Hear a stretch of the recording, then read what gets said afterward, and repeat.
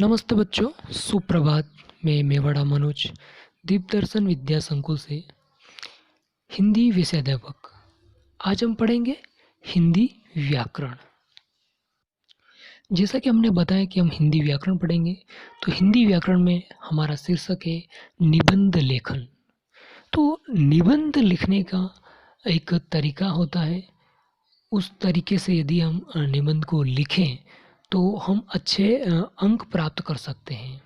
तो अब हम आपको इस वीडियो के अंदर ये बताएंगे कि निबंध को कैसे लिखा जाए ताकि हम अच्छे अंक प्राप्त कर सकें।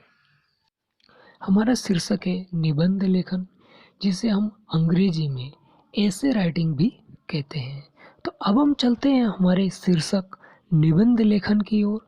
उसे कैसे लिखा जाए, उसका क्या तरीका है, तो हम चलते हैं हमारे शीर्षक निबंध की ओर। निबंध को लिखने से पहले हमें 4 बिंदुओं पर गौर करना है।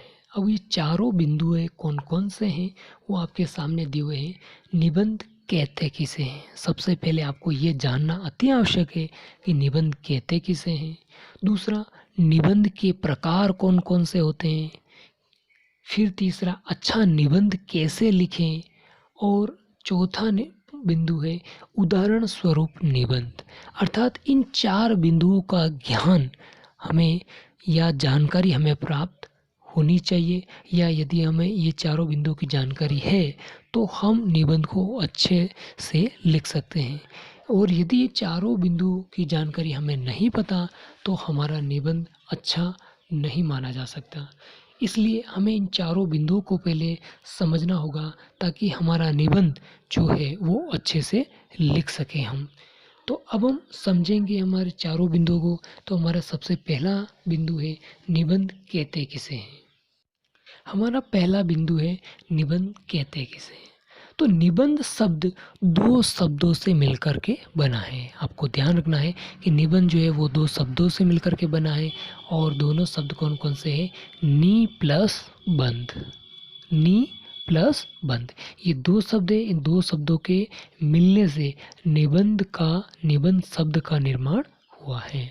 अब इसका अर्थ क्या है? तो वो इसका अर्थ है भली प्रकार से बंधी हुई रचना, यानी कि ऐसी रचना जो उचित उदाहरणों से उचित तरीकों से बंद करके, नियमों से बंद करके बनी हुई है। अर्थात वह रचना जो विचार पूर्वक क्रमबद्ध रूप से लिखी गई हो, यानी कि उनका जो क्रम है वो सही व्यवस्थित होना चाहिए, और जो रचना है वो विचार पूर्वक होनी चाहिए, तो वह हमारा निबंध होगा। अब हम पढ़ रहे हैं निबंध के प्रकार, जो हमारा दूसरा बिंदु है। तो निबंध कितने प्रकार के होते हैं? तो इसमें दे रखा है, पहला है वर्णनात्मक निबंध, यानी कि जिसमें वर्णन किया गया हो। अब देखिए वर्णनात्मक निबंध किस प्रकार का होता है। तो इस प्रकार के निबंधों में किसी स्थान, त्योहारों, प्राकृतिक दृश्यों, पर्यटन स्थलों, यात्रा, मेला, घटना आदि का वर्णन बड़ी कलात्मकता से किया जाता है। यानी कि इसके अंदर वर्णन जो है कलात्मक होता है। और ये जो वर्णनात्मक निबंध है वो किस किस पर होता है? तो इसमें दे रखा है, देखिए त्योहारों, प्राकृतिक दृश्यों, पर्यटन स्थल, यात्रा, मेला और किसी घटना का भी हो सकता है। दूसरा प्रकार है विवरणात्मक निबंध, यानी कि विवरण देने वाला।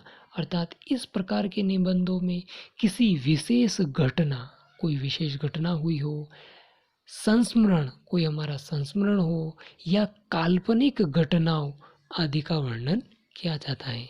देखिए वर्णनात्मक और विवरणात्मक में अंतर ध्यान रखिएगा। देखिए वर्णनात्मक में किसी स्थान, त्योहारों, प्राकृतिक दृश्य, पर्यटन स्थलों, यात्रा, मेला और घटना, जबकि विवरणात्मक में कोई विशेष घटना, संस्मरण और काल्पनिक घटना का वर्णन किया जाता है। तीसरा प्रकार है भावात्मक निबंध। तो ऐसे निबंधों में मन के किसी भाव का भावपूर्ण पूर्वक या भावपूर्ण वर्णन किया जाता है। हमारे जो मन के भाव है उस भाव को भावपूर्ण तरीके से रचित की गई रचना हमारा भावात्मक निबंध होगा। जैसे उदाहरण दे रखा है ईर्ष्या, निंदा, मित्रता, क्रोध, प्रेम आदि। अगला है विचारात्मक निबंध। इन निबंधों में विचारों और तर्कों की प्रधानता होती है। इस निबंध में क्या होता है, अपने विचार और जो तर्क होते हैं उसकी प्रधानता होती है। साहित्य, समाज, धर्म, दर्शन आदि विषयों का वर्णन लिखने वाला अपने दृष्टिकोण से करता है। यानी कि जो लेखक है वो अपने दृष्टिकोण से, अपने विचारों से इसमें विचार प्रकट करता है या अपने दृष्टिकोण से रचना करता है। अब हमारा तीसरा बिंदु है निबंध कैसे लिखे। हमने पहले समझा कि निबंध कहते किसे हैं और निबंध के क्या क्या प्रकार हैं, और अब तीसरा बिंदु है हमारा निबंध कैसे लिखें। तो अच्छा निबंध लिखने के लिए निम्नलिखित बातों का ध्यान रखना चाहिए। वो कौन कौन सी बातें हैं वो नीचे दी गई है। एक सूत्रता निबंध का प्राण है, यानी कि जिस टॉपिक पर हम लिख रहे हैं, जिस शीर्षक पर हम लिख रहे हैं उसमें एकता होनी चाहिए, एक सूत्रता होनी चाहिए। अपने विचारों को क्रमानुसार सुव्यवस्थित ढंग से आगे बढ़ाना चाहिए। यानी कि जो हम लिख रहे हैं, जो हमारे विचार हैं वो क्रमबद्ध होने चाहिए, सीक्वेंस में होने चाहिए और सुव्यवस्थित होने चाहिए। इसलिए निबंध लेखन के पूर्व विषय पर विचार करना पड़ता है। यानी कि जब हमें क्रमबद्ध और सुव्यवस्थित लिखना है तो जो विषय है हमारा, जो शीर्षक है हमारा, उस पर पहले विचार करना पड़ता है।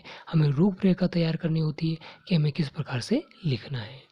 अब देखिए निबंध को किस प्रकार से बांटना चाहिए, किस प्रकार से लिखना चाहिए, वो पॉइंट दे रखे हैं, बिंदु दे रखे हैं। तो देखिए निबंध को शीर्षकों में बांट लेना चाहिए। यानी कि जो हमारा शीर्षक है, जो हमारा विषय है, उस विषय को अलग अलग पॉइंट में, बिंदुओं में बांट लेना चाहिए, शीर्षकों में बांट लेना चाहिए, ताकि हमें निबंध को लिखने में आसानी रहे और उसका जो क्रम है वो सुव्यवस्थित रहे। इन शीर्षकों को उप शीर्षकों में बांट लेना चाहिए और जिन शीर्षकों में हमने बांटा है उनके वापस उप विभाग कर लेने चाहिए ताकि हम व्यवस्थित तरीके से लिख सकें। अगला है अधिक नहीं तो आरंभ, मध्य, उपसंहार पर्याप्त है।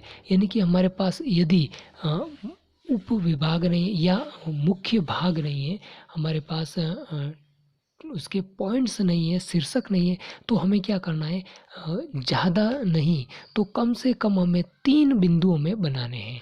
कौन कौन से? पहला है आरंभ, दूसरा मध्य और तीसरा उपसंहार। इस प्रकार से निबंध को हमें कम से कम 3 भागों में बांट लेना चाहिए, 3 शीर्षकों में बांट लेना चाहिए और इन शीर्षकों के अनुसार ही हमें लिखना चाहिए। भाषा सरल और स्पष्ट होनी चाहिए। अब दूसरी शर्त क्या है कि भाषा जो हम यूज़ कर रहे हैं, जो प्रयोग में ला रहे हैं, वो एकदम सरल होनी चाहिए और स्पष्ट होनी चाहिए ताकि पढ़ने वाला जो पाठक है उसको आसानी से समझ में आ जाए। अगला तीसरा बिंदु है शब्द सीमा का ध्यान रखना चाहिए। यानी कि जितना हमें लिखना है उस सीमा का हमें ध्यान रखना चाहिए। यानी कि अनावश्यक रूप से हमें ज़्यादा नहीं लिखना चाहिए और कम भी हमें लिखना नहीं चाहिए। यानी कि जो सीमा है उसका हमें विशेष ध्यान रखना चाहिए। अगला है विचारों की पुनरावृत्ति से बचना चाहिए।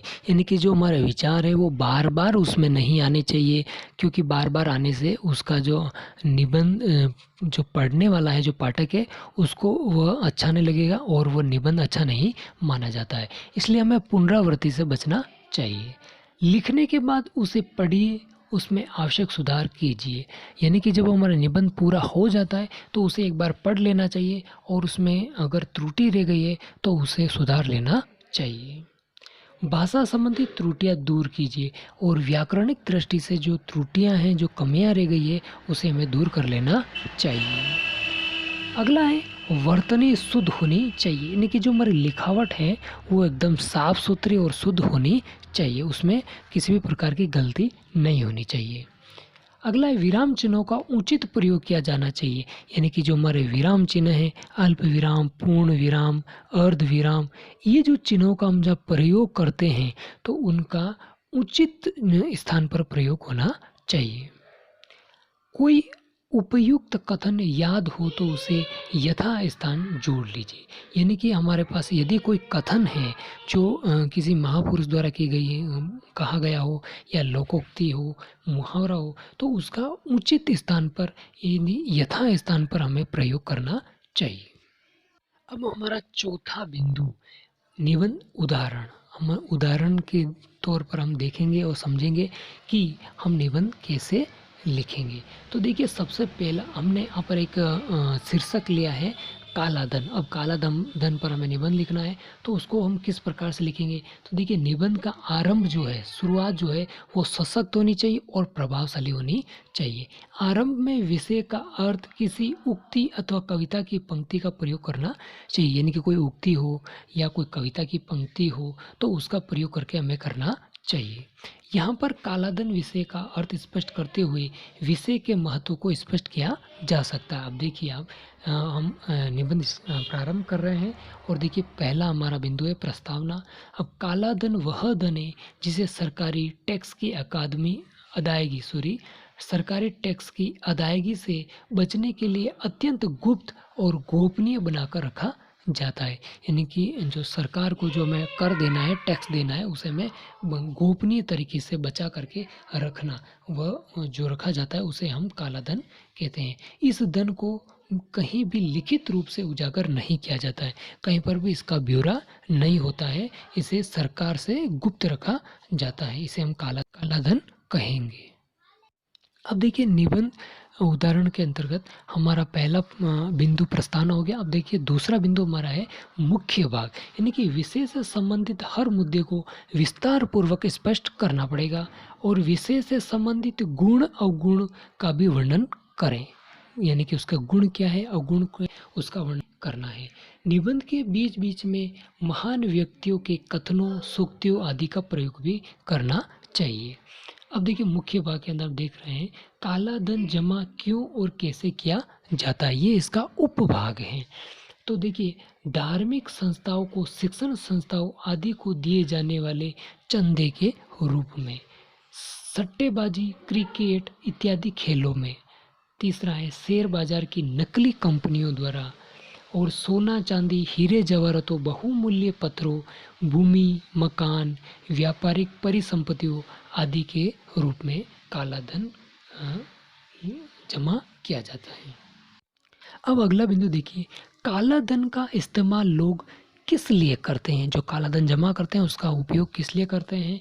तो अब देखिए, राजनीतिक पार्टियों द्वारा चुनावों में, जो राजनीतिक पार्टी है उसको चुनावों में खर्च करना, अवैध कारोबार करना, नशे के व्यापार करने, और ऐशो आराम के सामान जुटाने के लिए। अगला उपभाग है, उपबिंदु है काले धन से होने वाले दुष्परिणाम। अब उसका क्या नुकसान है। तो देखिए, नुकसान क्या है। देश की अर्थव्यवस्था को नुकसान होता है, अमीरी और गरीबी की रेखा में अंतर बढ़ता है और देश के समुचित विकास में रुकावट आती है। अब हम पढ़ रहे हैं तीसरा बिंदु निबंध का उपसंहार। पहला हमने प्रस्तावना पढ़ा, दूसरा मुख्य भाग पढ़ा, और अब हम तीसरा बिंदु पढ़ रहे हैं उपसंहार। अंत यानी निष्कर्ष। उपसंहार में प्रभावशाली बात कहना अनिवार्य है। उपसंहार के अंदर हमें क्या करना है, उपसंहार के अंदर हमें निष्कर्ष बताना है उसका, और निष्कर्ष कैसे बताना है, प्रभावशाली ढंग से। यदि कोई समस्या के बारे में निबंध है तो उसका समाधान देते हुए निबंध का अंत कर सकते हैं। यानी कि कोई समस्या पर हम चर्चा कर रहे हैं या निबंध लिख रहे हैं तो उसका समाधान कैसे किया जाए उसको लेकर के यहाँ पर हम अंत कर सकते हैं उपसंहार के अंदर। अब देखिए, सारे निबंध का सार उसमें आ जाना चाहिए। जो हम निबंध लिखा उसका सार, उसका सारांश उपसंहार के अंदर आ जाना चाहिए। किसी उक्ति अथवा कविता की पंक्ति का प्रयोग करना चाहिए। यहाँ पर किसी उक्ति या किसी कविता की पंक्ति का प्रयोग करना चाहिए। काला धन रोकने के उपाय, जैसे कि हम काला धन निबंध लिख रहे हैं तो अब इसका तीसरा बिंदु हम देखते हैं कि ये जो समस्या है इसको कैसे हम रोकें। तो देखिए, चुनावों में बड़ी कंपनियों पर चुनाव में राजनीतिक दलों को चंदा देने पर रोक लगा देना चाहिए। दूसरा, चुनाव में बेहिसाब खर्च की प्रवृत्ति पर रोक लगा देना चाहिए। काले धनधारियों से यह अपेक्षा करना कि वे स्वतः तथा स्वेच्छापूर्वक अपने काले धन को प्रकट कर दे, यानी कि उनके पास जो काला धन है वो स्वेच्छा से ही सरकार के सामने प्रकट करे। और तस्करी की रोकथाम, वो जो तस्करी होती है उस पर हमें रोक लगानी चाहिए।